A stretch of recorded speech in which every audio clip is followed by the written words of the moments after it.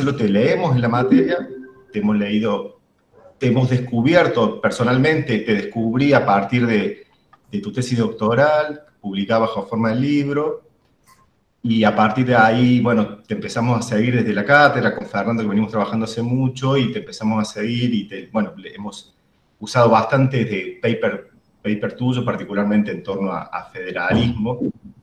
Y como ya muchos saben, me imagino la mayoría debe saber acá, Marcelo es profesor de la Universidad de San Andrés, es sociólogo, es doctor en ciencias políticas, es investigador independiente de CONICET, y tiene una larga trayectoria académica y es un excelente ejemplo, su producción intelectual es un excelente ejemplo de lo que uno podría denominar buena ciencia política, ¿no? Esa ciencia política que tiene calidad más allá de compartir perspectivas teóricas, ¿no? Yo soy alguien formado, te cuento, Marcelo, fundamentalmente en la teoría política postestructuralista, me he alejado mucho del mainstream politológico en los últimos años, pero sin embargo, cuando uno se encuentra con producciones como las tuyas, las perspectivas teóricas pasan a un segundo plano, digamos, ¿no? Y siempre hay algo siempre hay un montón para rescatar, digamos, ¿no? Y para reconocer. Pero además, sobre todo, tu figura, Marcelo, interpela particularmente a la materia análisis político de cuarto año de la carrera, o por lo menos del modo en que intentamos pensar la asignatura análisis político en el contexto de una carrera, ¿no? De ciencia política, ¿sí? Porque vos tenés otras dos facetas que, como decía, interpelan mucho a los objetivos de la materia, que tienen que ver no solamente con tu enorme trayectoria académica, sino sobre todo con tu rol también de intelectual o de académicos que salen al espacio público y participan del debate público, ¿no? Participan en medios de comunicación, participan en diferentes instancias de intervención pública, y lo hacen sin caer en la esquizofrenia que caen muchos por ahí, ¿no? Lo hace sin olvidarse, ¿no? De su producción intelectual, de su producción investigativa, y lo hace, digamos, de alguna manera intentando aportar desde ahí al debate público, lo cual me parece enormemente valorable. Y también otra faceta tuya que nos conmueve particularmente tiene que ver con tu rol de asesor, ¿no? De asesor de organismos nacionales, organismos internacionales, particularmente ahora entiendo que estás trabajando en el Ministerio del Interior en particular. Y esa triple faceta tuya, ¿no? La de académico, lo de participar en el debate público y tu rol más profesional de asesor o de consultor, condensa bastante los objetivos de la materia, los objetivos que nos proponemos con esta asignatura, con análisis político en una carrera de ciencia política, que el primero, por supuesto, es trabajar con material riguroso, trabajar con investigación rigurosa, y para dar cuenta de esas consistencias teóricas, para incorporar información relevante, para incorporar también conclusiones importantes, que la ciencia política argentina tiene mucho para decir, viene diciendo muchas cosas importantes, pero sobre todo también para pensar el análisis político en su dimensión más de oficio, ¿no? Más de profesión, ¿sí? Y esta materia intenta abrir esa ventanita a los chicos, a las chicas que la cursan, del rol más profesional de la ciencia política, del politólogo, de la politóloga, digamos, ¿no? Que tiene que ver justamente, como decía antes, con intervenir en el debate público, ¿sí? Y con asesorar o influir o asesorar a decisores, a decisoras, ¿no? Públicas. Y por eso es que nos parecía sumamente pertinente tu participación en este curso, y te agradecemos particularmente tu predisposición a participar, y en ese contexto es que yo también te había planteado, bueno, tu charla de hoy, digamos, ¿no? Así que, bueno, sin más, muchísimas gracias de nuevo, Marcelo, y la palabra es tuya. Bueno, muchísimas gracias por la invitación, y muchas gracias también por las presentaciones, Javier y Andrés. Para mí es especialmente grato poder conversar con alumnas y alumnos de grado en una carrera que está completando su primera experiencia. Me parece que los momentos fundacionales son siempre muy estimulantes, ¿no? Y estoy seguro que ustedes perciben estar participando de ese momento fundacional, y va a seguir siendo importante esta participación que tienen a lo largo de todas sus vidas, ¿no? Así que me alegra mucho que me permitan compartir este momento con ustedes. Y hay algo que quisiera destacar de la presentación tan generosa que hiciste, Andrés, y es la posibilidad de formular preguntas o elaborar respuestas que traten de superar las barreras de los vocabularios que usamos para hablar de los asuntos políticos, ¿no? A mí me parece, a mí me gustan los vocabularios en general, y he sido bastante ecléctico dada mi formación y bueno, el modo en que fue evolucionando mi trabajo, ¿no? No necesariamente mi trabajo intelectual, sino mi rol de laburante, el ganarme la vida, ¿cierto?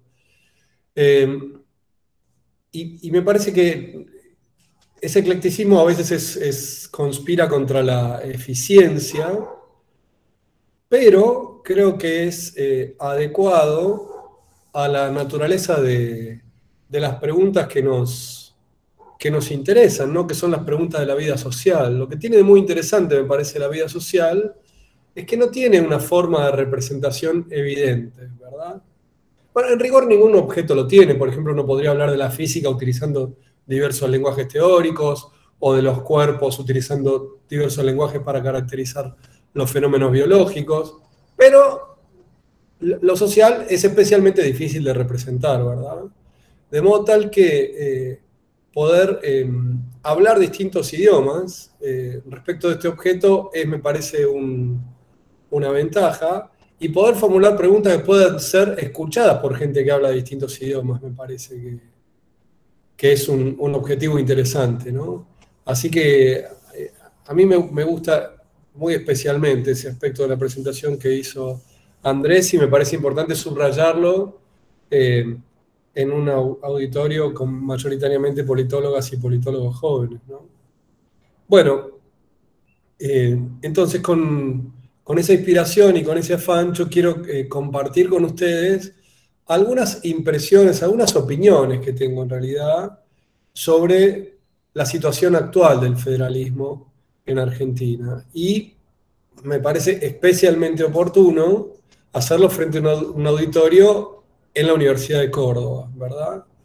Córdoba como provincia en la historia de la federación y en el presente de la Federación Argentina ocupa un lugar muy singular, y entonces me parece que ustedes que están más cerca de esa singularidad puedan participar de esta conversación. Para mí es especialmente interesante. Bueno, tengo un PowerPoint, viste, que tiene algunas imágenes que por ahí es un poquito más liviano escucharme a través de la pantallita, entonces voy a compartir con ustedes esa presentación. Bien, entonces el asunto es poner en cuestión el federalismo argentino, ¿no? Esa es la invitación a la que hemos respondido. Y me parece a mí me resulta útil para enmarcar mi posición, mi toma de posición respecto a la situación actual del federalismo en Argentina, explicitar qué creo que es una federación, ¿no? Y para ayudarme a explicitarlo, acompaño aquí con dos imágenes, una de James Madison y otra de El Barón de Montesquieu, que en realidad es una de las inspiraciones de James Madison y de todos los constituyentes norteamericanos, ¿no? ¿Por qué estas imágenes son relevantes? Bueno, Montesquieu es, como saben seguramente todas y todos ustedes, autor de esta idea de que el poder solo se equilibra con otro poder, ¿verdad? Y que entonces construir un edificio político que pueda albergar libertad demanda una distribución de cargas, digamos así, ¿no? Es una tarea arquitectónica, inspirada en principios físicos, digamos así, y que requiere entonces habilitar a agentes con propósitos distintos, ¿no? Esto es que haya gente en condiciones de ejercer poder, de ejercer autoridad, que puedan neutralizarse recíprocamente. Y esa neutralización entonces generaría un espacio para evitar que alguno de esos poderes se desborde, ¿no?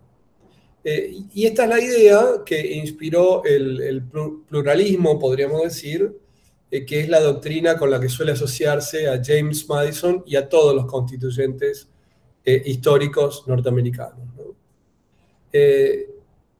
La cita es relevante porque el federalismo, o lo que nosotros hoy llamamos federalismo, es una creación, y en el caso del federalismo argentino, un intento de copia de la organización institucional de la Federación Norteamericana.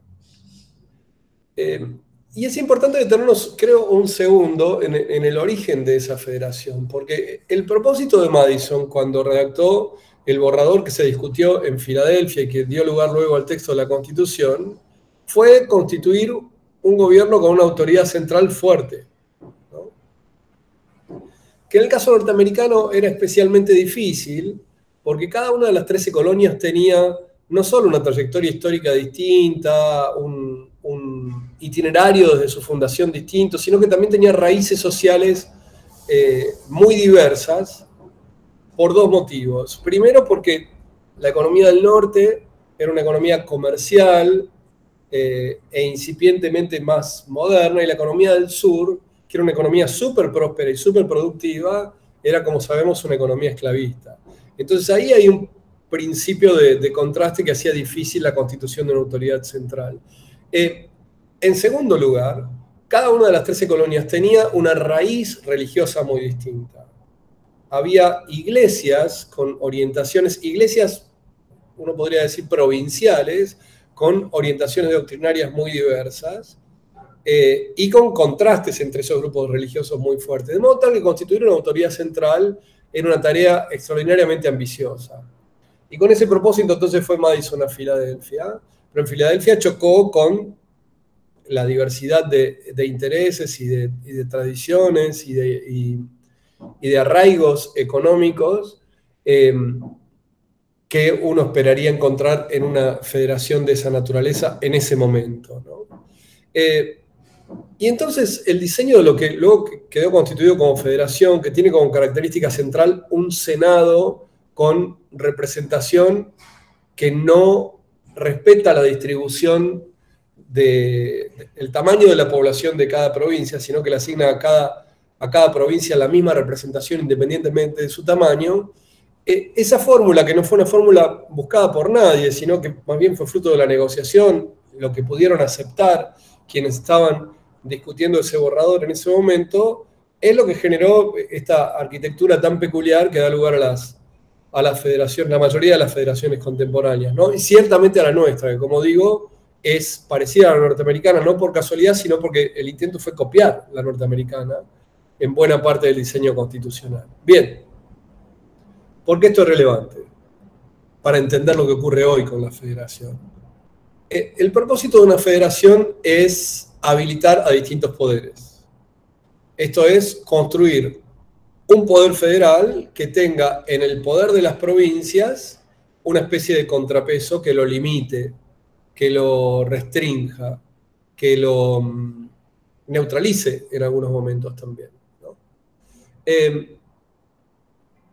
Y la división de lealtades de parte de las ciudadanas y ciudadanos respecto a cada una de estas autoridades es parte también del modo en que se espera y se intentaba que funcionara una federación, ¿no?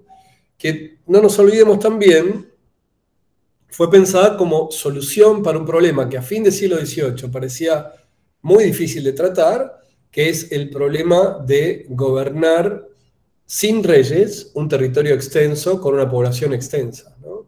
Bien, todo eso entonces intenta hacer una federación. Es, como vemos, un objeto complejo. Es un objeto complejo en el sentido que no es simple, en el sentido que está compuesto de partes que son distintas, y es un objeto complejo en el sentido que es complicado. Esto es, el gobierno de una federación es un gobierno más trabado, es un gobierno menos ágil, y muchas veces es un gobierno menos eficaz que el gobierno de un país federal, ¿no? Ahora, hay una cosa muy importante, me parece, para destacar aquí. Y este es, me parece, un problema del modo en que hablamos de la federación en Argentina y del modo en que evaluamos el funcionamiento de la federación en Argentina. Una federación no es una confederación. Esto es, una federación tiene un gobierno central. Vale decir, un gobierno que puede imponerse sobre las partes que componen a la nación, a pesar de que no haya unánime consentimiento de las partes que componen a la nación. Una confederación, en cambio, como es la Unión Europea, es una reunión de entidades que son soberanas cada una de ellas y que para ciertos propósitos aceptan una autoridad común, pero que pueden, en última instancia, no cumplir con disposiciones que encuentran contrarias a lo que desean, ¿no? Es un poquito más complicado el gobierno de la Unión Europea, pero en todo caso, en las partes importantes funciona como una confederación. Esto es, hace falta unanimidad para aceptar las decisiones. Una federación no. Una federación tiene un gobierno central y tiene también gobiernos provinciales que tienen que ser autónomos. Cuando digo no hace falta unanimidad, no quiere decir que el gobierno central puede imponerse sobre todas las provincias. Pero sí cabe la posibilidad que en algún momento se imponga sobre alguna o sobre un subconjunto de las provincias, ¿no? Digo esto porque muchas veces se discute sobre el funcionamiento de la federación en Argentina como si las provincias fueran entidades soberanas y, esto es muy importante, autosuficientes, y entonces lo que las provincias acepten consentir o compartir con el resto de las provincias es producto de una decisión autónoma, digamos así. Bueno, yo creo que eso es un malentendido. Es un malentendido desde el punto de vista normativo, es un malentendido desde el punto de vista de la conveniencia y es un malentendido desde el punto de vista histórico. Digo por qué. Es un malentendido también desde el punto de vista del presente. Desde el punto de vista normativo, una federación, como digo, es un país unido, sometido a un gobierno común, no a un sistema de garantía de satisfacción de todos todo el tiempo. No es un sistema de unanimidad, es un sistema de gobierno común. Primero. Es un error desde el punto de vista de la conveniencia.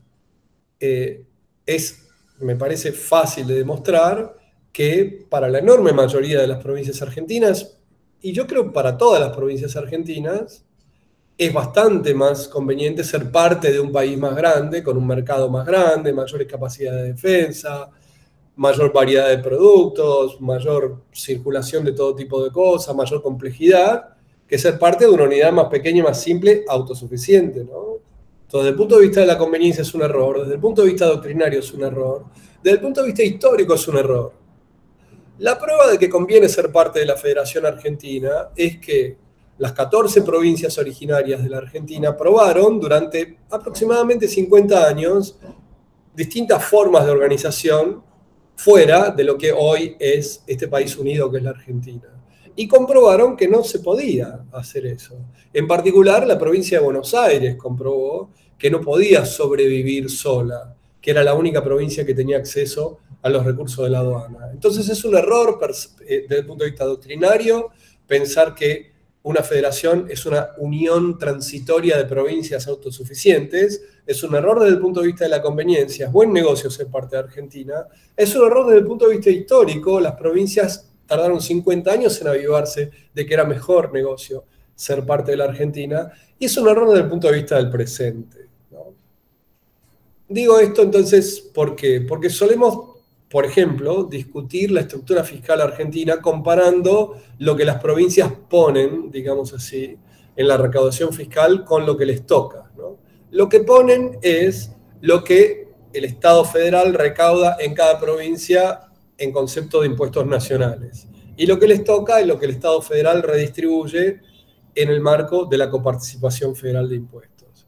Bien, esa cuenta, me parece, no es una cuenta muy adecuada, porque si la provincia estuviera fuera de la nación argentina, no se sabe cuánto recaudaría exactamente, ¿no? Y si lo que acabo de decir es aproximadamente correcto, probablemente recaudaría menos. O en todo caso, tendría que superar barreras arancelarias para comerciar con el resto de las provincias argentinas, en fin. Discutir sobre la estructura fiscal argentina como si uno estuviera comparando lo que pone con lo que recibe, es imaginarse que uno es autosuficiente cuando en realidad uno no lo es. Entonces, esta larguísima introducción que me parece que es importante para entender qué es una federación, qué busca una federación, cuál es la historia de nuestra federación y entonces qué esperamos que ocurra con nuestra federación, ¿no? Bueno, voy a mostrarles algunas heterogeneidades entre provincias, voy a referirme a algunos rasgos actuales del sistema de partidos que me parece que son muy importantes. Voy a ver cómo de esos rasgos del sistema de partidos uno puede inferir ciertas tensiones en la administración de la federación y después vamos a ver algunos problemas de gobernabilidad, no tanto los electorales que están señalados acá en este índice, ¿no? Bien, no van a ver nada porque ustedes están viendo la pantallita igual que yo. Acá hay gráficos que muestran la diferencia entre el tamaño de la población de las provincias más pobladas y el resto de las provincias en un conjunto de federaciones.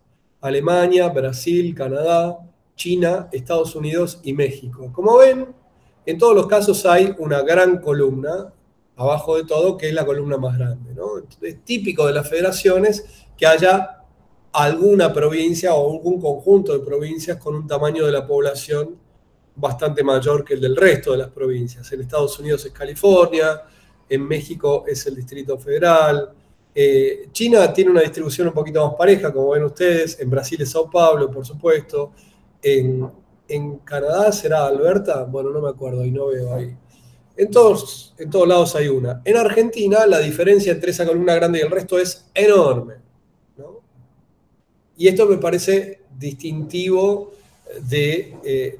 y quizás sintomático del funcionamiento de la Argentina como federación. Todos los países tienen alguna forma de concentración demográfica y económica. Hay principios de geografía económica que permiten explicar eso. Todos los países federales tienen un grado de concentración quizá un poco más alto, pues por eso precisamente son federales. El hecho de que haya concentración los lleva a adoptar garantías institucionales para proteger al resto de las provincias más chicas. Entonces no es raro que en las federaciones uno encuentre concentración muy marcada. La Federación Argentina se zarpa en concentrada, digamos así, ¿no? Tiene una provincia, la provincia de Buenos Aires, cuyo tamaño poblacional es mucho mayor que el resto de las provincias, ¿no? Y en general tiene una concentración económica muy marcada. Por ejemplo, en la región que va desde el Gran La Plata hasta el Gran Rosario se concentra aproximadamente 75% del trabajo registrado en Argentina. Es un montón. Es una enorme proporción para muy pocos kilómetros, ¿no? Si uno hace el mapa, queda como todo concentrado en un espacio relativamente pequeño y el resto prácticamente vacío. Ciertamente, esto es muy interesante en un contexto cordobés. Córdoba muy probablemente no ha sido históricamente una excepción a este patrón, ¿no? Es parte de la provincia, por supuesto, es parte de la región pampeana, no toda la provincia, pero siempre la provincia tuvo un funcionamiento, es probablemente la única provincia que tiene algo de autosuficiencia, ¿no? En el sentido en que lo hemos dicho hace un rato, no es casualidad entonces que la marca cordobesa de la política haya sido siempre tan significativa, ¿no? El cordobesismo no es un invento de la Sota, creo yo, ni de Schiaretti, sino más bien un enlace con una tradición que va hasta el origen, creo yo, ¿no? Dicho esto, entonces, de todos modos, la Argentina es muy concentrada. Y esa concentración es un problema. Es un problema por una diversidad de motivos, el más importante de los cuales es que las desigualdades socioeconómicas entre las provincias asociadas con la concentración son muy grandes. Acá muestro una medida de desigualdad que es simplemente ilustrativa y para facilitar la comparación con otras federaciones. La provincia con mayor ingreso per cápita en la Argentina, Santa Cruz, es 8 veces más rica que la provincia con menor ingreso per cápita, que es Formosa. Esa misma medida en Rusia es 16 veces, si uno considera la República Chechena, que es muy pobre. Esa medida se reduce bastante si uno considera otras repúblicas, ¿no? La diversidad interprovincial en Argentina es tan grande como en México, que es la diferencia entre Campeche y Chiapas, pero más grande que Brasil, más grande que en China, mucho más grande que en Alemania, mucho más grande que Estados Unidos y mucho más grande que Canadá. Observen ustedes entonces que Alemania, Estados Unidos, Canadá, China, que son países que tienen algún grado de concentración también, tienen sin embargo mucha menos desigualdad, ¿no? Entonces, nosotros tenemos el hecho de que haya profundas desigualdades interprovinciales genera muchas tensiones en el manejo de una federación. ¿Por qué? Porque somos todos ciudadanas y ciudadanos de un mismo Estado, presumiblemente con los mismos derechos, sometidas a la misma autoridad central y con posibilidades de desarrollo muy disímiles, y esta disimilitud no tiene que ver solo con nuestro origen socioeconómico o el de nuestras familias, sino con el lugar donde vivimos. La provincia donde vivimos es predictor de los horizontes de desarrollo que podemos tener cada uno de nosotros. Esto ocurre en alguna medida en muchas federaciones. La medida en que esto ocurre en la Federación Argentina es extrema y constituye un problema político serio. Bien. ¿Podemos resolver este problema político? Las herramientas que tenemos para resolver este problema político, ¿cómo están? Bueno, parte de esas herramientas, el vehículo de representación política en Argentina son los partidos políticos. Este es un gráfico que, bueno, si ustedes han visto algunas de las cosas que escribí sobre sistemas de partidos y nacionalización del sistema de partidos, por ahí les resulta un poquito familiar, ¿no? Esta es una medida de inflación del sistema de partidos, mide cuán distinta es el agregado de partidos en la escala nacional con el promedio del tamaño de partido de cada provincia. Y como vemos ahí en 1962, en 1985, en 1997 y a partir de los 2000 hubo una desnacionalización muy marcada del sistema de partidos. Esto es, muchas provincias desarrollaron, digamos así, sistemas partidarios locales separados del resto, ¿no? Ese proceso de desnacionalización alcanzó su piso en 2003, estos son datos no míos sino de un colega de Santiago Valles, y desde entonces volvió a renacionalizarse la competencia partidaria. Esto quiere decir, y acá esto voy a tratar de explicarlo despacio porque hay un detalle aquí que es relevante para entender cómo está estructurada la representación política hoy en nuestro país. Esto quiere decir que para competir por cargos nacionales, el hecho de que se hayan constituido estas dos coaliciones, el Frente de Todos por un lado, la coalición peronista, y Juntos por el Cambio por otro lado, la coalición no peronista, la constitución de estas dos coaliciones facilitó la renacionalización de la competencia por los cargos nacionales. Entonces, si uno quiere ser diputada o diputado nacional, tiene mejores chances de entrar si de algún modo se suma a alguna de estas dos coaliciones. Y naturalmente, si uno quiere ser socio de una presidenta o un presidente, tiene que sumarse, no tiene otra mejor vía que sumarse a alguna de estas coaliciones. De allí la renacionalización. Sin embargo, acompaña este movimiento, y esto es muy interesante, un desacople de las provincias. El cordobesismo es contagioso, podríamos decir. Este gráfico muestra la máxima cosecha electoral en elecciones de gobernador de los partidos provinciales. Partidos provinciales son partidos que compiten con esa sigla solo en esa provincia. Por ejemplo, la Fuerza de Schiaretti es un partido provincial, el partido de Beretilnec en Río Negro es un partido provincial, el Partido Renovador Misionero es un partido provincial, el Movimiento Popular Neuquino obviamente es un partido provincial. Como se ve allí, en 2019 tenemos un aumento en el promedio de la máxima cosecha de los partidos provinciales y una dispersión muy amplia, lo cual indica que algunos partidos provinciales obtuvieron una proporción de voto muy, muy alta. Y complementando eso, en 2019 tenemos un tercio de las provincias gobernadas por un partido que solo tiene representación distrital. ¿Qué quiere decir esto? Bueno, Esto quiere decir que un tercio de los gobernadores no tienen una solidaridad electoral con la presidenta o el presidente de la nación. Esto quiere decir entonces que un tercio de los gobernadores pueden aliarse u oponerse a la suerte no solo del oficialismo, sino también de la oposición nacional, según le resulte conveniente en cada momento. ¿Eso es un problema? Bueno, depende, ¿no? Desde el punto de vista de la autonomía provincial, no. Muy probablemente una delegación provincial que responde a un partido provincial está en condiciones de representar los intereses estrictamente provinciales de un modo más nítido, ¿no? Más fácil de reconocer para las y los votantes que residen en su provincia.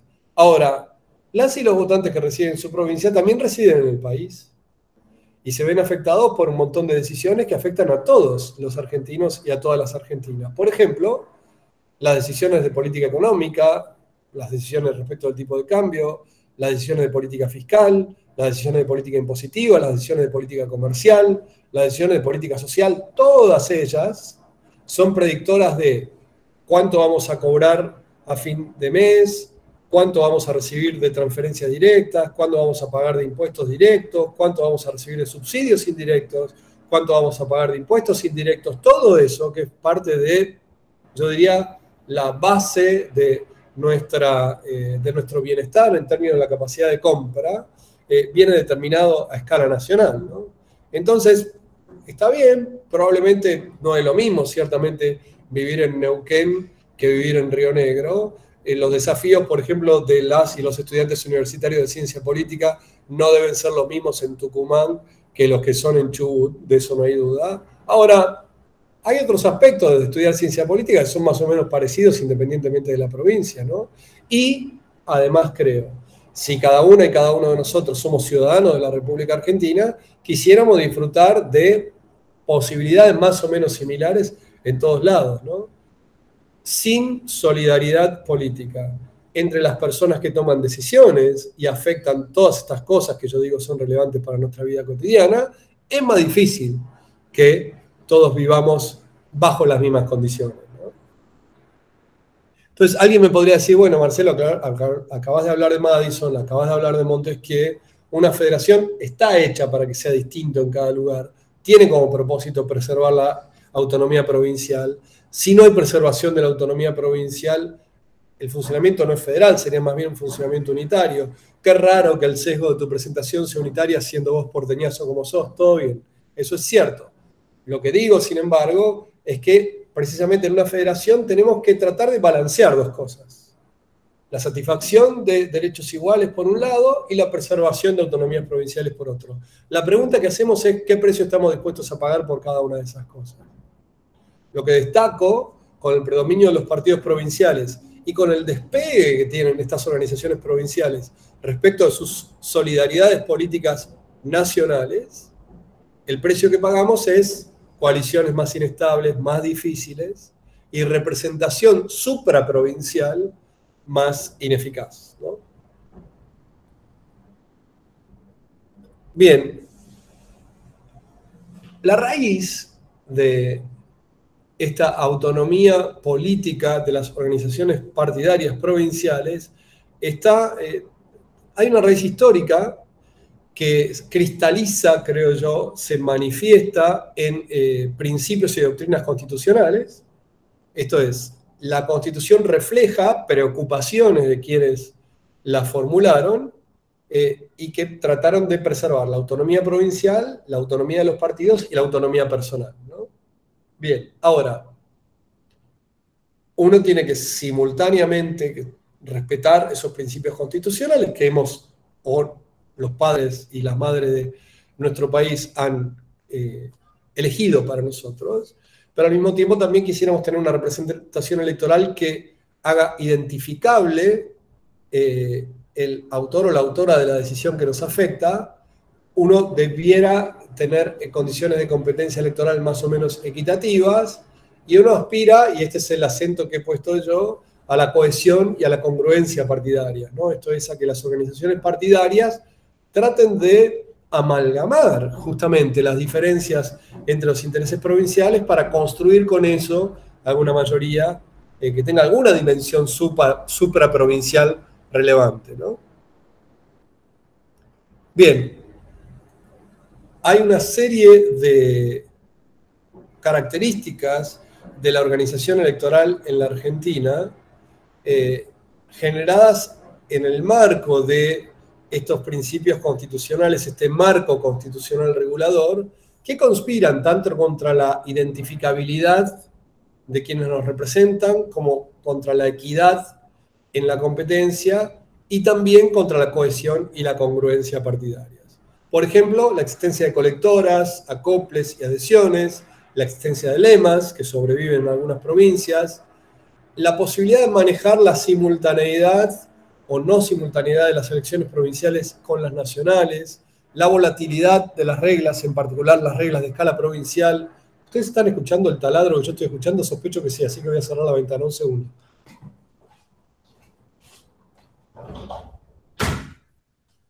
Espero que no los haya aturdido. Y las decisiones electorales separadas, ¿no? El hecho de que en algunas provincias, por ejemplo Santa Fe, se utilice instrumento de votación de un tipo para la elección provincial e instrumento de votación de otro tipo para la elección nacional, ¿no? Todo esto configura un entorno de representación complejo desde el punto de vista de las reglas, complejo desde el punto de vista de la organización partidaria y trabado, diría yo, viscoso, para la formación de mayorías que puedan respaldar acciones de gobierno nacionales. ¿Y por qué esto es importante en este momento? Bueno, es una cosa que pensé bastante mientras preparaba la charla para hoy, ¿no? En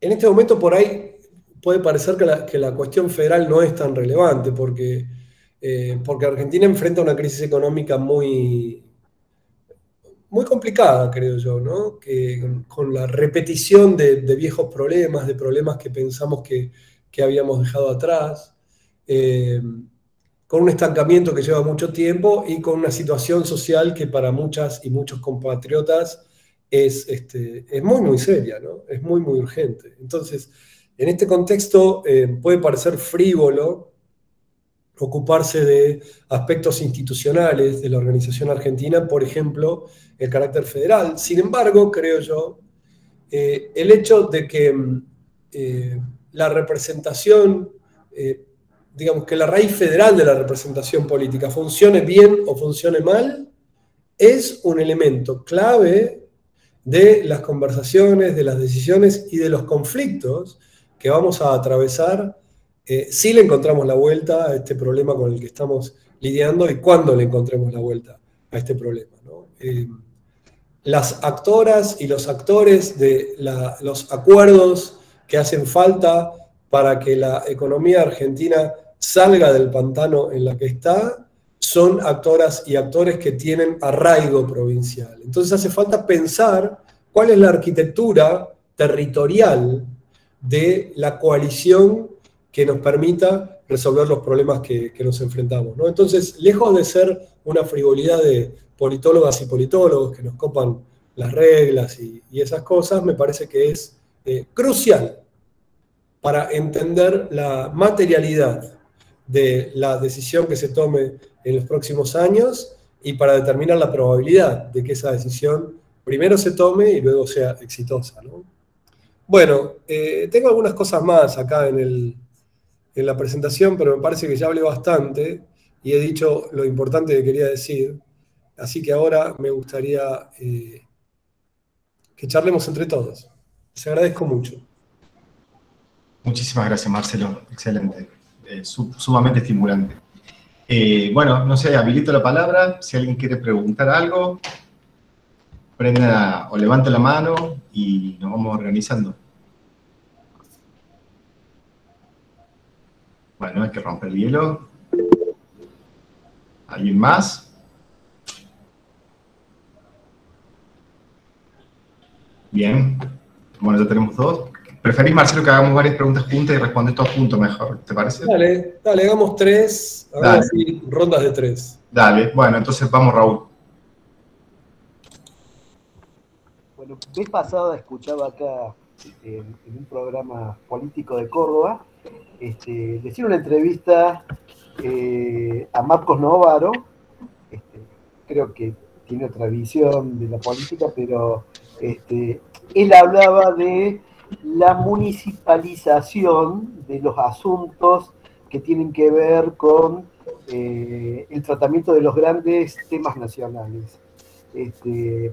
Ponía el ejemplo de que los gobiernos provinciales estaban más acatados a cumplir con cuestiones que tenían que ver con la cotidianidad de los problemas del vecino. Me parece que a mí me quedó muy presente este tema de que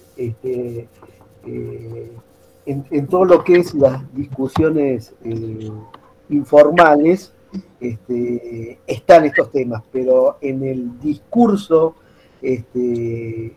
no se hacen cargo de cuál es su posición frente a los problemas que tienen que ver desde la economía, desde la seguridad, para no comprometerse y no quedar pegado a un gobierno nacional o a una línea nacional. Me parece que por ahí va también tu charla, me parece que ahí hay un denominador común. Gracias. Había otra mano que me parece que se desconectó. ¿Quién tenía la mano levantada? Federico creo que era. Sí. Bueno, aprovecho yo y meto una, a ver si aparece Federico mientras tanto. A ver, vos planteas, Marcelo, bueno, una de tus grandes hipótesis, de hecho ya te venimos leyendo de tu tesis doctoral, que tiene que ver con la desnacionalización del sistema de partido argentino, que tiene que ver, bueno, con la dinámica, ¿no? Con la dinámica del federalismo, con la dinámica de una variable político-institucional, estructural, ¿no? De nuestra formación política.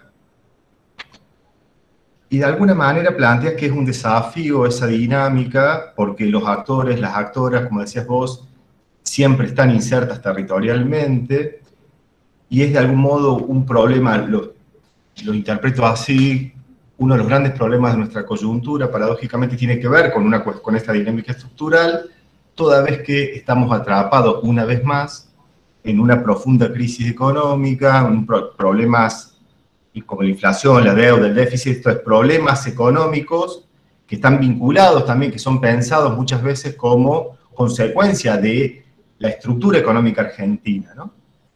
Y que de algún modo el lugar común hoy en el debate público es que hace falta grandes acuerdos, políticas de Estado, consenso entre clase política, y lo que estás marcando es que la dinámica estructural del federalismo no parece colaborar con esa posibilidad de generar esos encuentros, ¿no? Pero te sumo una cosa a esa preocupación que planteas, que también sale de tu propia presentación, porque vos al principio hablaste de malos entendidos, ¿no? De tres grandes malos entendidos, como de que genera tres errores, ¿no? De algún modo. Y ahí saco mi sesgo postestructuralista, digamos, ¿no? Cuando pensamos la política en términos de malos entendidos, muchas veces, como en términos de equívocos, de lecturas equivocadas, lo que muchas veces esas miradas nos impiden ver es que por detrás de esos malos entendidos no es que hay malos entendidos, sino que también hay intereses, hay intenciones, hay estrategias, ¿sí? Y hay también condiciones de verosimilitud para que esos malos entendidos operen, ¿no? Y de algún modo nosotros estamos en Córdoba, como nos lo hiciste saber varias veces, a nuestro pesar, por ahí políticamente hablando, pero el federalismo, la palabra federalismo, desde los últimos años en Argentina, está ocupando un protagonismo muy singular en el debate público. De hecho, si te metes al Twitter de nuestro gobernador, te vas a encontrar con que prácticamente todo gira en torno a la cuestión del federalismo. Entonces, más allá, ¿no?, de que haya un uso correcto, o digamos, desde el punto de vista normativo, desde el punto de vista histórico, como intentaste señalar, me parece que es un dato de que el federalismo es una palabra que tiene una enorme potencia electoral, una enorme potencia, incluso me animaría a decir en Córdoba, hasta identitaria también, ¿no? Y ahí viene la pregunta, entonces, ¿qué hacer? Sería la pregunta, ¿no? ¿Cómo encarar el problema del problema? Porque el federalismo hoy aparece en esa doble cara, en una que tiene que ver con lo estructural, pero también tiene que ver con lo ideológico, tiene que ver con lo estrictamente coyuntural, que refuerza enormemente la imposibilidad, porque el discurso de Schiaretti no parece un discurso que habilite el cordobesismo, no parece un discurso orientado a habilitar un gran acuerdo nacional, sino quizás todo va quizás en la dirección contraria, ¿no? Bueno, y ahí va el ladrillo que te tiro para conocer tu opinión en relación a eso. Bueno, ¿Federico no apareció? Sí, yo tengo una pregunta. Yo pienso que por ahí, incluso en la política partidaria también, se ve lo que puede llegar a pasar en las provincias, de que hay un exceso de algunas estructuras que sostienen como un unitarismo, ¿no es cierto?, en la decisión política, que Buenos Aires siempre tiene más peso y que tiene que ver con esta concentración demográfica, pero ahora llevado un poco más a la cuestión de cómo se constituye un país, cómo se gobierna un país, preguntar si puede convivir una estructura jurídico-política federal o que dé una sobrerepresentación a las provincias y como ineficaz, digamos, que conviva e incluso sostenga una estructura económica unitaria, digamos, basada en el puerto e incluso en las economías dependientes, digamos, el puerto conectado a los países metrópolis. Perfecto, gracias Federico. Bueno, Marcelo, ahí tenés a tres. Muy bien, súper interesante las tres cosas. Respecto de la municipalización, bueno, es cierto que tiende a escucharse de muchas y muchos mandatarios provinciales una preocupación muy centrada en lo que ocurre dentro de la frontera de sus provincias y menos discusión de los grandes problemas nacionales.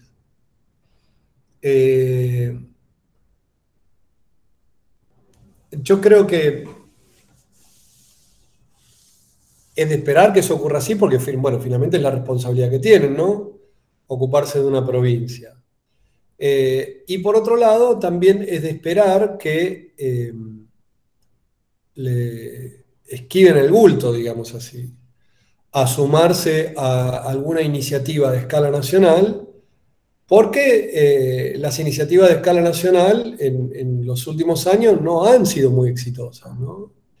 Y acá hay un detalle muy, muy importante. En 2015, un fallo de la Corte Suprema de Justicia de la Nación restituyó a las provincias fondos de coparticipación que dejan a las provincias en una situación fiscal de una comodidad que no tuvieron nunca desde 1983 hasta ahora.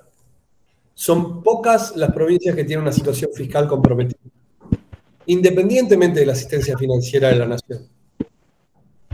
Entonces, si hay un presidente o una presidenta que en la escala nacional no le está yendo bien, por otro lado, los presidentes y presidentas, esto es muy interesante también, rara vez no, nunca arman gabinetes que le dé espacio a los representantes de las provincias en la toma de grandes decisiones, ¿no? Y en compartir el rédito político de las grandes decisiones, ¿no? Entonces, a los presidentes o presidentas nacionales no le va bien. Además, si le va bien, no te tiran un hueso. Y vos tenés plata como para bancarte y tenés más o menos administrada y acomodada tu provincia, y bueno, ¿cómo no vas a hacer el partido provincial? Yo haría el partido Leiras también, sí, ¿no? Efectivamente es un problema, digamos, porque en el medio tenemos grandes problemas nacionales que son los que ha citado Andrés y mencionaba yo antes y que hay que resolver, pero la verdad que me parece que están dadas todas las condiciones para que cobren protagonismo los espacios provinciales e inclusive creo que uno podría hacer como una lectura más benévola de eso. Está bueno que en un contexto en el cual el Estado federal pierde capacidad de gobierno, porque está fiscalmente comprometido, porque no le encuentra la vuelta a la cuestión macro, porque lo afecta a la inflación, qué sé yo, está bueno que como en 2001, cuando se cayó todo, queden pilares de gobierno que sean los gobiernos provinciales, que en este caso además, a diferencia de 2001, son fiscalmente solventes. Así que, qué sé yo, por ahí el provincianismo es el precio que tenemos que pagar para atravesar esta transición, ¿no? Pero ciertamente no es un estado ideal. Me parece que que es importante que haya solidaridad político-electoral entre mandatarios provinciales y mandatarios nacionales, ¿no? Y que haya entonces más enganche entre los partidos que compiten por la presidencia de la nación y los partidos que compiten por las gobernaciones provinciales, ¿no? Entonces yo diría eso respecto de eso. Los equívocos en la discusión sobre la federación, ¿no? Es muy cierto lo que decís, Andrés, y efectivamente los equívocos no son muchas veces fruto del error, sino que son intencionales, sin ninguna duda, ¿no? Ahora, voy a anunciarlo de un modo así medio en broma para subrayar la idea. El federalismo es para quilombo. ¿Por qué? Y de modo muy interesante lo fue desde el origen. El federalismo es muy ambiguo como forma de organización. Porque por un lado tenés un gobierno central que no es confederal, no está sometido al consentimiento de las unidades componentes. Pero por otro lado, le reconoce autonomía a las unidades componentes. Entonces le reconoce autonomía y alguna influencia sobre la decisión nacional, pero no es condición exactamente necesaria de la decisión nacional. Entonces es como raro, ¿no? Federalismo, la palabra federalismo, dicha en inglés y en el contexto de la discusión norteamericana, significa centralización. Es como la etiqueta que se usa para referirse a las cosas que se imponen sobre las autonomías locales. Federalismo en la Argentina quiere decir exactamente lo contrario, quiere decir descentralización. Y lo quiso decir desde el origen, eso es re interesante también. En el origen, el significado de esa creación de Filadelfia fue un significado con una connotación centralista en Estados Unidos y una connotación descentralizada en nuestro país. Bien, ahora, la pregunta interesante, y es una pregunta muy interesante para entender, me parece, el nuevo federalismo de Córdoba, porque no deja de ser curioso desde el punto de vista de la historia nacional que la provincia del Manco Paz sea ahora el baluarte del federalismo, ¿no? y de la autonomía provincial. Entonces, por eso sirve para formular la siguiente pregunta. ¿A quién le conviene la centralización? La teoría sobre los orígenes constitucionales del federalismo indica que la centralización le conviene a los residentes en provincias comparativamente débiles y comparativamente pobres que esperan beneficiarse de la existencia de un gobierno central fuerte que puede ser redistribuyente, digamos así. Y entonces, no es raro que en el origen Córdoba haya sido más bien unitaria, porque pensaba que esa unidad podía como preservar ese poder relativo mayor que Córdoba tenía en ese momento, ¿no? Pero en rigor uno esperaría que los defensores de la autonomía sean rosistas. Rosas era un defensor de la autonomía de las provincias y de no constituir un Estado central. Era un defensor de postergar la construcción nacional, porque reconocía que en una construcción nacional había un solo cofre más o menos nutrido, que era el de la aduana de Buenos Aires, y entonces la provincia de Buenos Aires iba a tener que poner, ¿no? Entonces yo creo que, primero, para tratar de navegar esta ambigüedad ineliminable, ineludible del federalismo, creo yo, es importante setear bien la brújula. Y para mí la brújula es la siguiente. Nosotros somos ciudadanas y ciudadanos iguales de una nación moderna. Aspiramos a la igualdad de derechos. Entonces el horizonte, creo, nuestro tiene que ser la igualdad de ejercicio de derechos. Para llegar a ese horizonte tenemos una herramienta que la Constitución nos da, que es varios gobiernos, ¿no? Entonces tenemos gobiernos locales, tenemos gobiernos provinciales y tenemos gobiernos nacionales, todos ellos autorizados a alguna forma de imposición, todos ellos habilitados a llevar adelante alguna forma de gasto, y entonces hay que hacer una cuenta grande para asegurar que, independientemente de lo que sea capaz de recaudar, y de lo bien que gaste cada gobierno local, cada gobierno provincial y el gobierno nacional, con alguna combinación de eso, cada una y cada uno de nosotros, independientemente de donde viva, esté expuesto o pueda acceder a un conjunto de bienes públicos más o menos equivalente.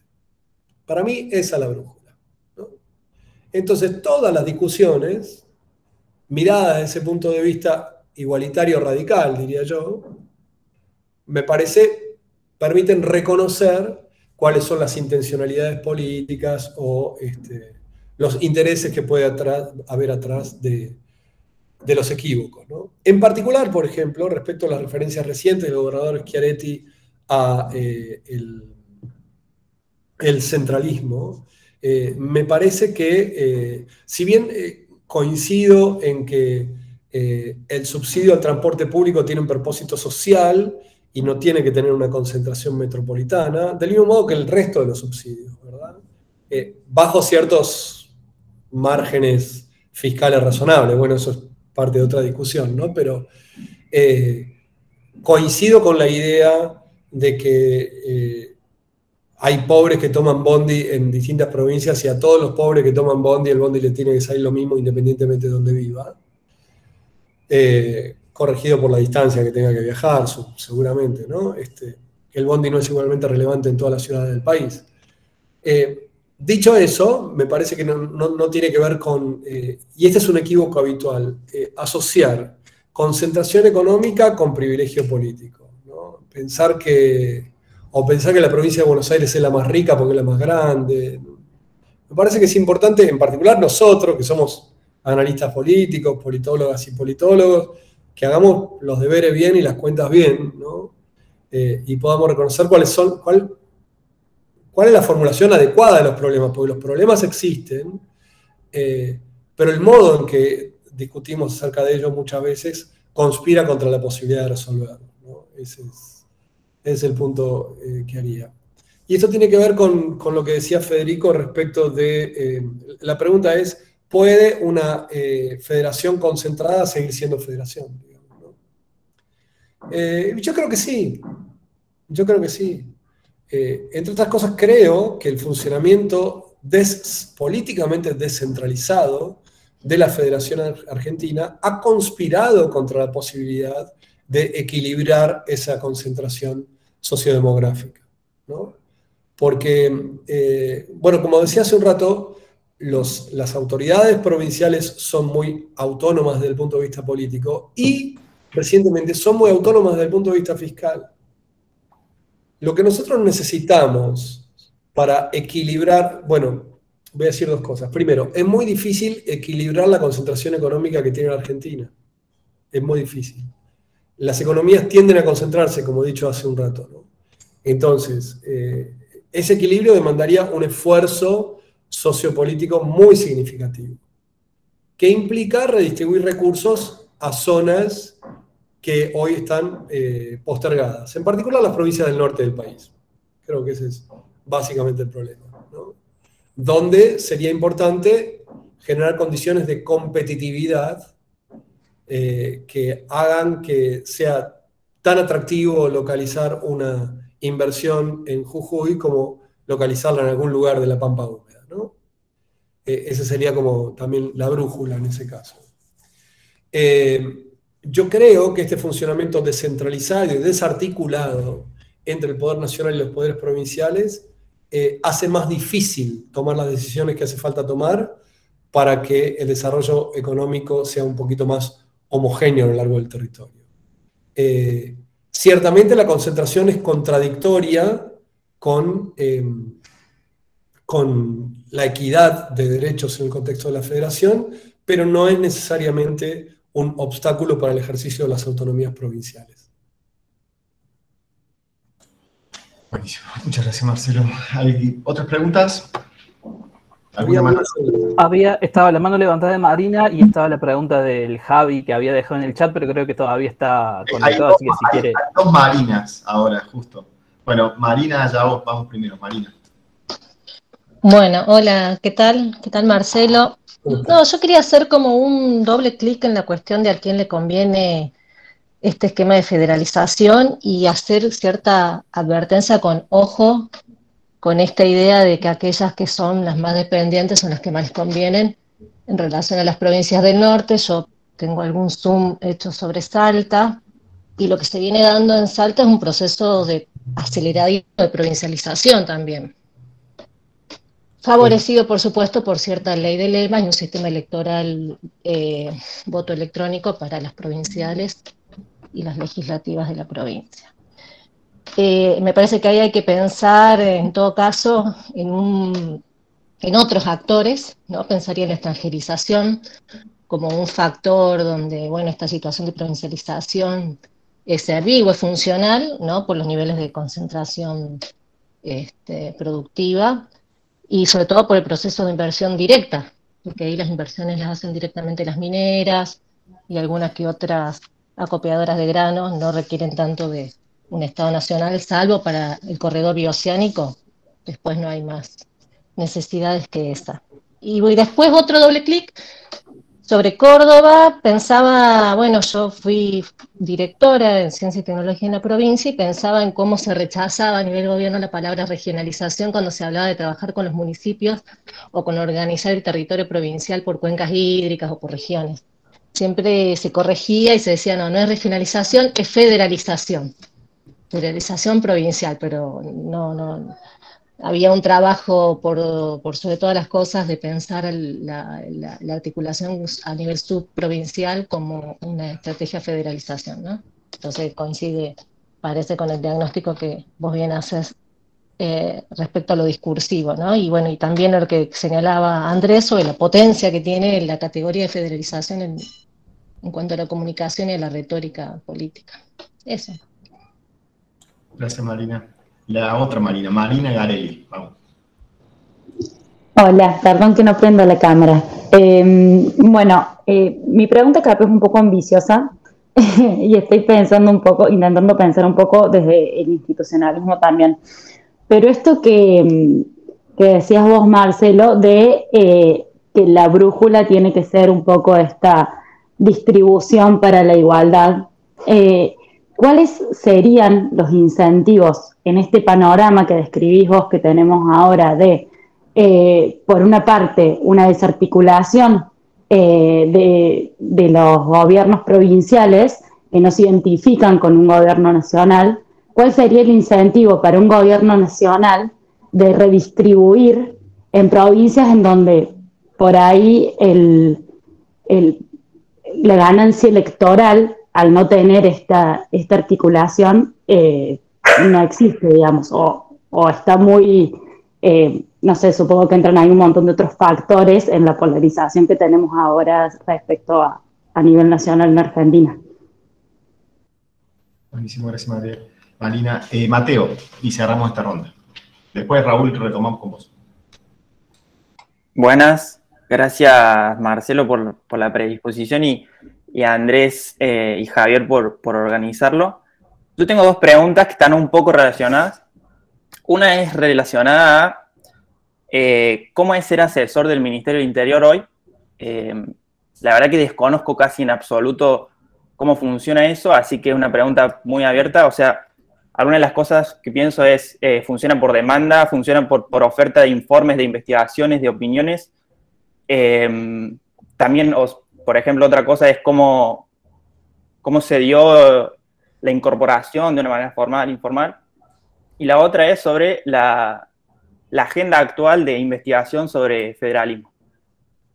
Buenísimo, Mateo. Felicito y celebro tu primera pregunta, porque tenía que ver mucho con los objetivos también de este encuentro, que yo la verdad que se me pasó, lo debería haber preguntado, y está buenísimo que salga esto, porque me parece que también que Marcelo nos cuente en primera persona esa experiencia, me parece que es importante y que aporta un montón en la instancia que están todos ustedes. Buenísimo. Marcelo. Bueno, les agradezco mucho las preguntas. Marina, primero, coincido. Efectivamente, para muchos inversores, el conversar directamente con un gobierno provincial es más eficiente, es más sencillo y probablemente sea más conveniente desde el punto de vista económico, porque ese es uno de los problemas que tiene la organización federal. La competencia entre gobiernos provinciales por la erradicación de inversiones lleva a lo que a veces se llama en la literatura norteamericana race to the bottom, ¿no? Es como una carrera para ver quién regula menos y para que se erradique la inversión, ¿no? Entonces, desde ya que el interés allí de los inversores está en que la autoridad regulatoria sea lo más débil posible, y la autoridad regulatoria más débil es la autoridad regulatoria de una provincia que compite con otras provincias, ¿no? En ausencia de una nación que pueda supervisar eso, ¿no? Así que coincido con tu diagnóstico allí, y efectivamente en provincias, efectivamente Salta también, la organización partidaria salteña podría considerarse como una organización con muy tenues vínculos con el Frente de Todos en la escala nacional, ¿no? Recordame la segunda pregunta, Marina. La segunda... No había segunda pregunta. Sobre la federalización y el uso de... comentario. El uso de federalización, sí, efectivamente. Y es muy interesante eso, porque federalismo también tiene en Argentina una connotación que es muy poderosa, me parece, en el discurso político, y que es muy interesante e indispensable probablemente para pensar la construcción de coaliciones nacionales, que es antiporteño, que es una identidad política muy, muy fuerte, y es probablemente el zócalo ideológico sobre el cual se apoyan las referencias equívocas al federalismo, ¿no? Yo creo que eso es un problema, la identificación de autoridad nacional con porteñismo, porque necesitamos fuerza nacional para resolver los problemas, en particular los problemas sociales que tenemos, ¿no? Por ahí ayudaría que quienes somos funcionarios nacionales no tengamos el acento que tengo yo. Por ahí, si uno empieza a ver otros acentos y otros gestos en las autoridades nacionales, por ahí esa asociación porteñismo y gobierno nacional es menos verosímil y entonces uno puede superar esa barrera. Pero sí, me parece que está la medida ahora de vuelta, dando vueltas de la capital alterna y de mover un poco el Ejecutivo. Sí, hay una ley de capitales alternas, efectivamente, y una iniciativa de capitales alternas que tuvo algún dinamismo el año pasado y pero al que me gustaría que pudiéramos darle más impulso desde el Ministerio. Eso del porteñocentrismo también va de la mano de la invisibilización de lo bonaerense, ¿no? Porque nadie ve la inviabilidad del GBA acá. Total. Entonces es también dramático por esto. Exactamente. Bueno, Marina Garelli, sobre incentivos para resolver estos problemas en este contexto, ¿no? Efectivamente creo, hay un problema en el diseño electoral argentino, y es el hecho de que la provincia de Buenos Aires tiene un peso determinante en la elección presidencial, lo que hace que los problemas en particular sociales del conurbano sean el corazón o el núcleo y muchas veces también la referencia de imaginación de las políticas sociales y las políticas económicas, ¿no? Y es también, por supuesto, el centro organizacional de la representación de los pobres, ¿no? Yo creo que eso es un problema. Hace falta pensar la diversidad interprovincial de los problemas sociales argentinos. Y ciertamente el hecho de que tengamos coaliciones nacionales separadas de las provinciales y con arraigo sobre todo bonaerense no es un buen vehículo para el tipo de mirada que tenemos que tener y el tipo de decisiones que tenemos que tomar. Así que, bueno, sospecho que esta era también tu sensación y por eso hiciste la pregunta, así que creo que coincido con tu diagnóstico. Y la pregunta de Mateo me gustaron mucho. Bueno, cómo llegué al ministerio. Yo no tenía militancia partidaria previa. En realidad, bueno, a mí me interesó siempre la política, por supuesto. Milité cuando era muy jovencito, en el secundario, en el Partido Intransigente. Y después del 87, muy temprano, yo era chico, tenía 20 años, en el contexto de Semana Santa, me decepcionó mucho la resolución de Semana Santa y la sanción de la Ley de Obediencia de Vida, y dejé de militar partidariamente, ¿no? Además, al grupo medio socialdemocratón del que yo participaba, lo echaron del Partido Intransigente de la Capital Federal, entonces, bueno, dejé de militar. Pero siempre me interesó la política, ¿no?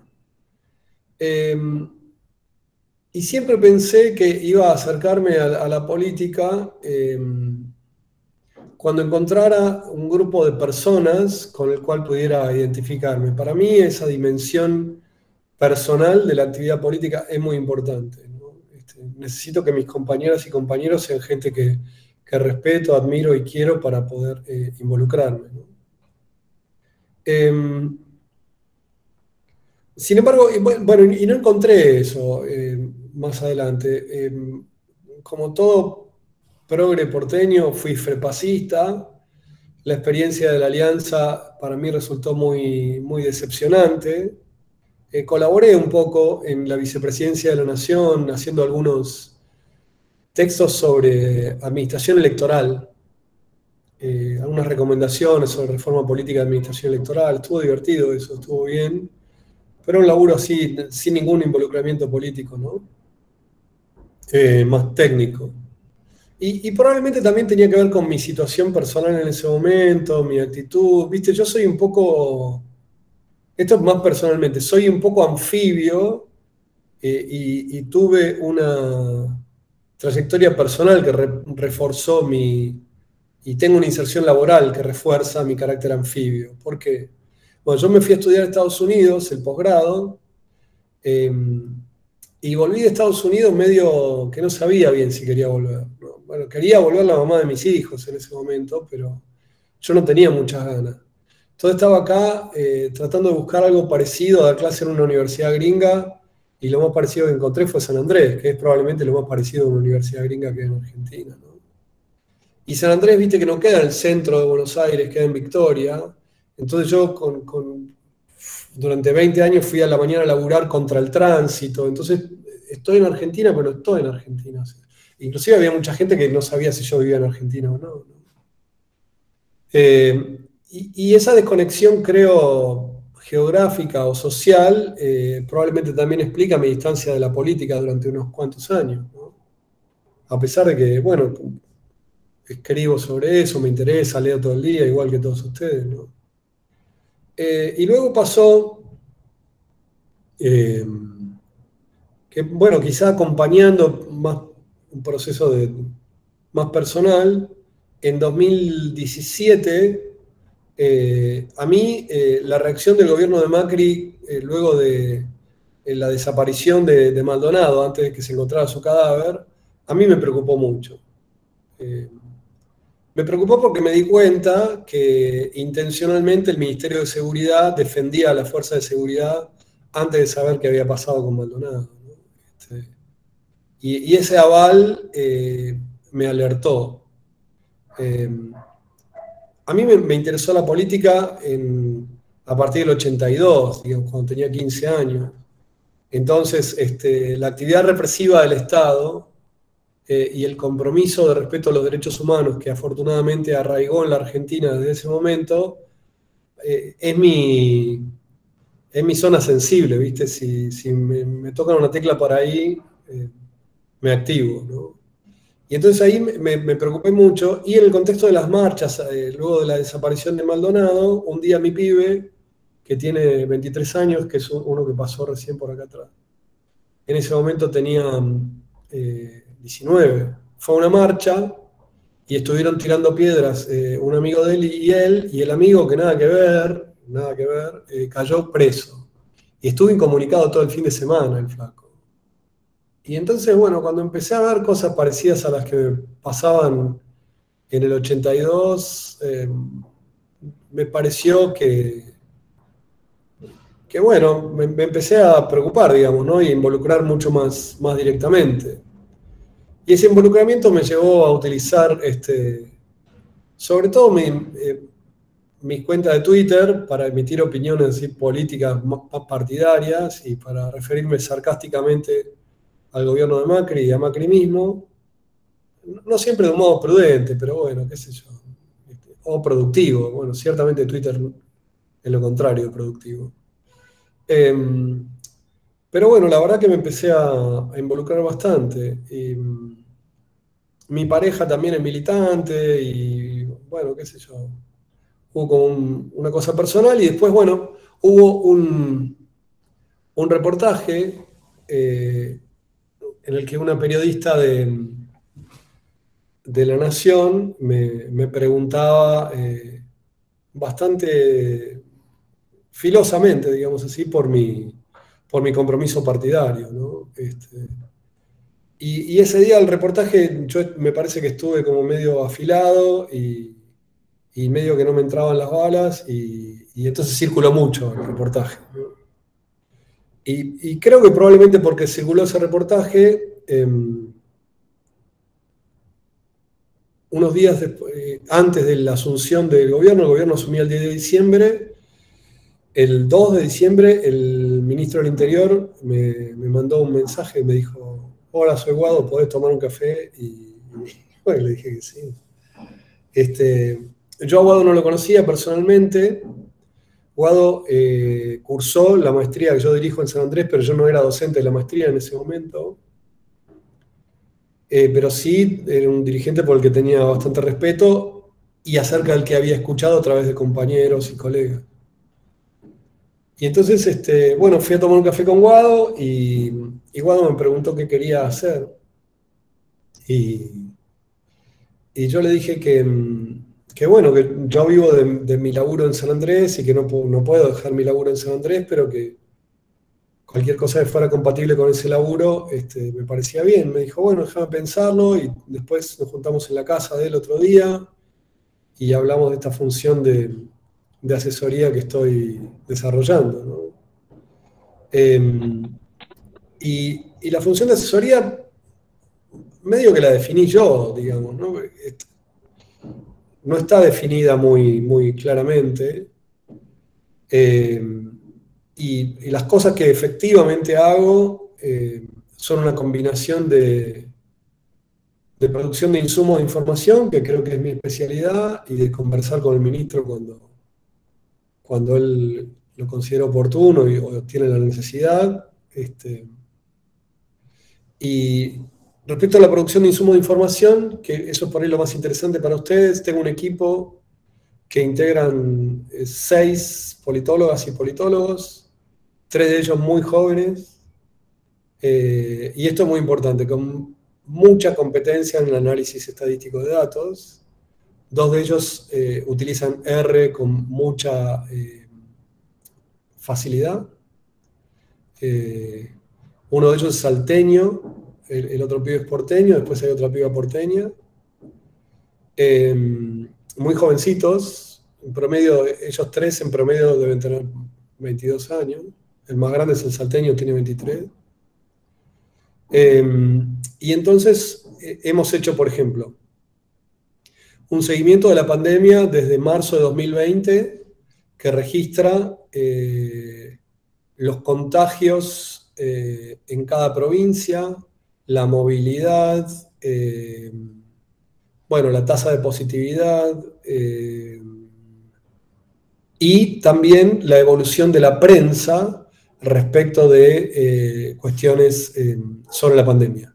Entonces tenemos como un termómetro, digamos así, epidemiológico y un termómetro de opinión diario de cada provincia, desde marzo hasta ahora.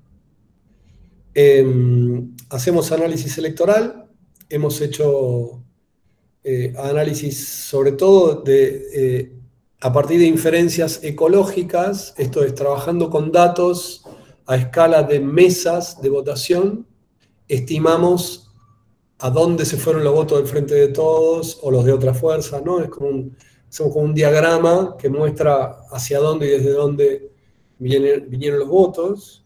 que es bastante útil.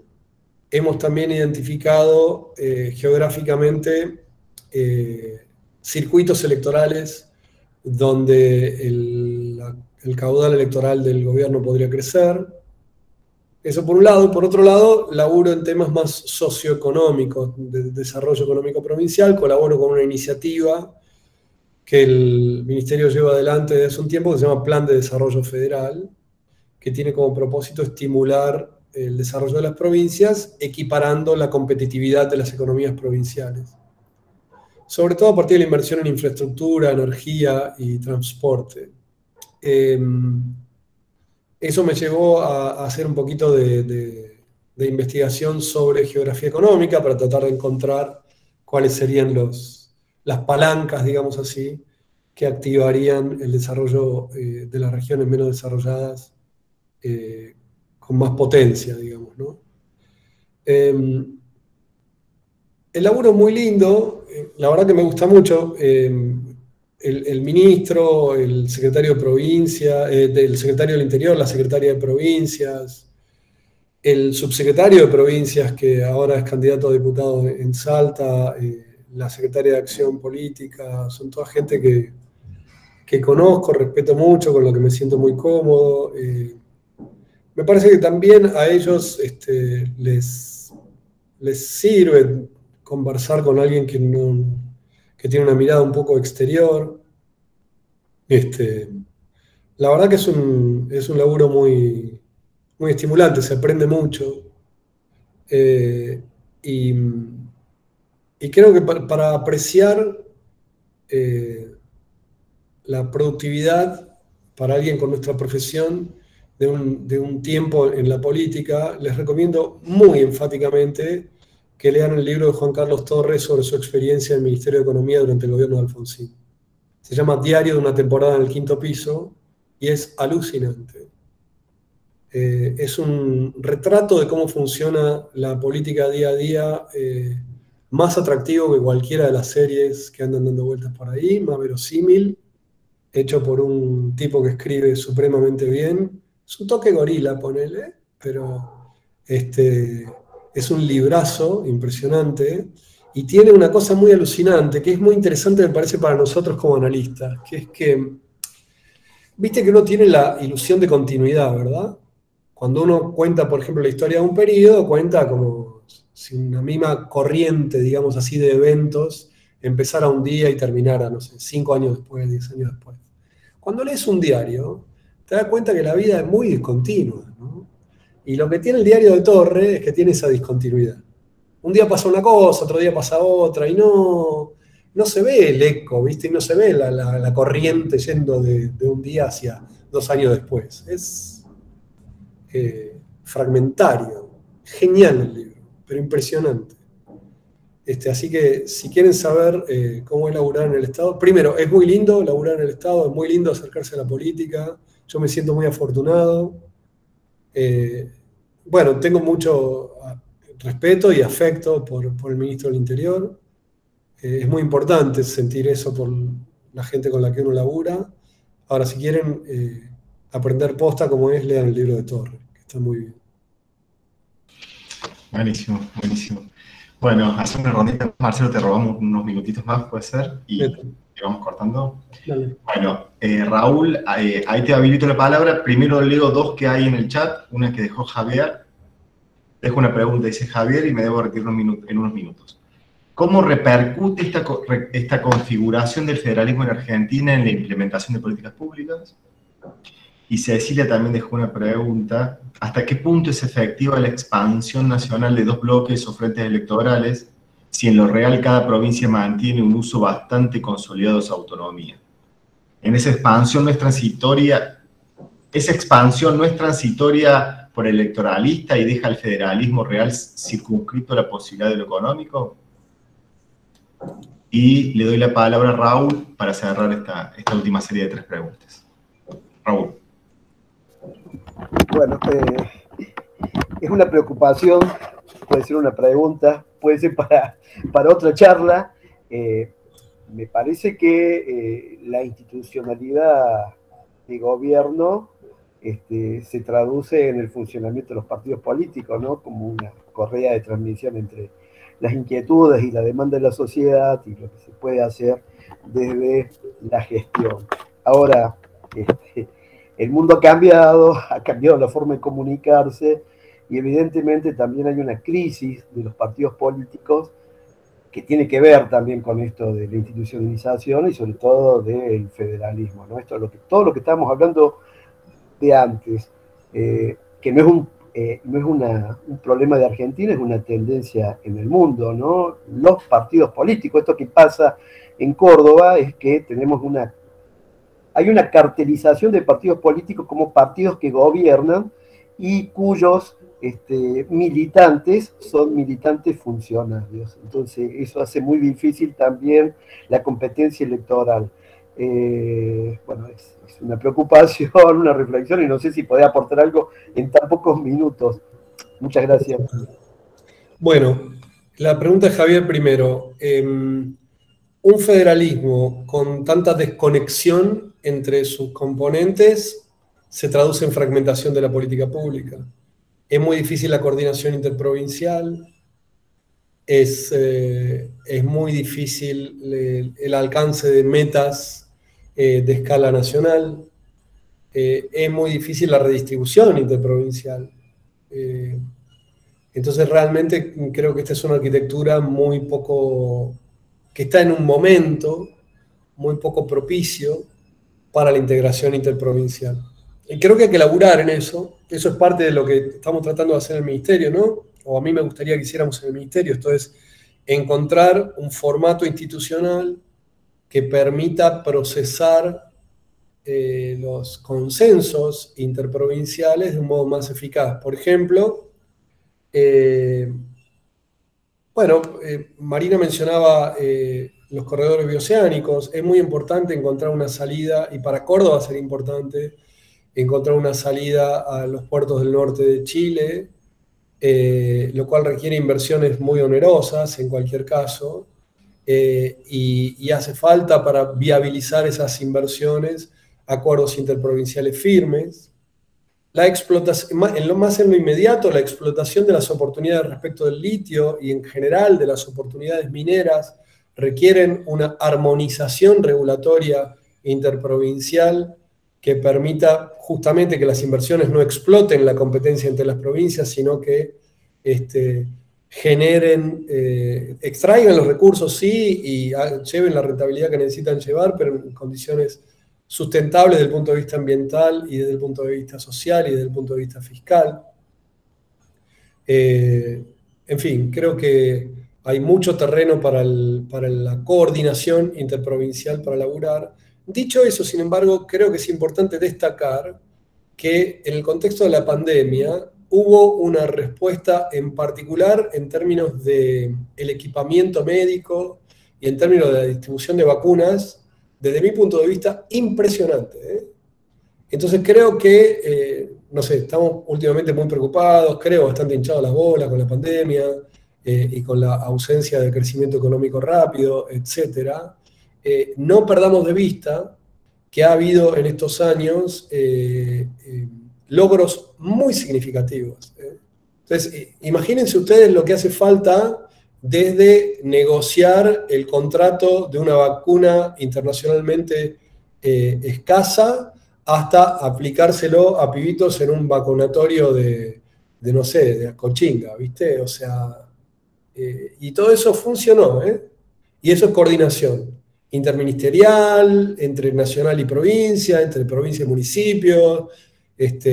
Uno llega, te atienden bien, estás anotado, la gente tiene tu turno, te avisa cuando tenés que dar la segunda vacuna, qué sé yo. O sea, se puede hacer cosas, y hay que aprender de esta experiencia, ¿no?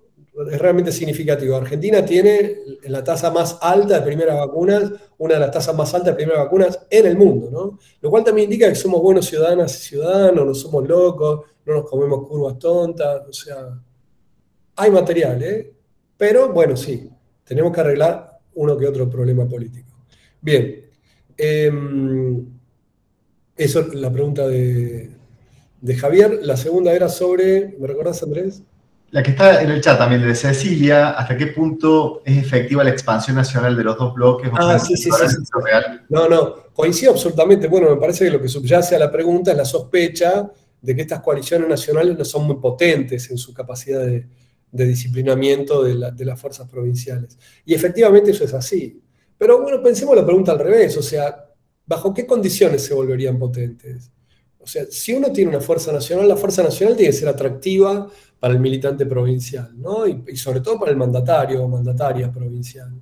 Tenés que ofrecer o buena política pública exitosa nacional, o algún liderazgo carismático, o discurso, o plata, o un motivo para sumarse, ¿no? Si no, ¿por qué lo haría uno? ¿Cierto?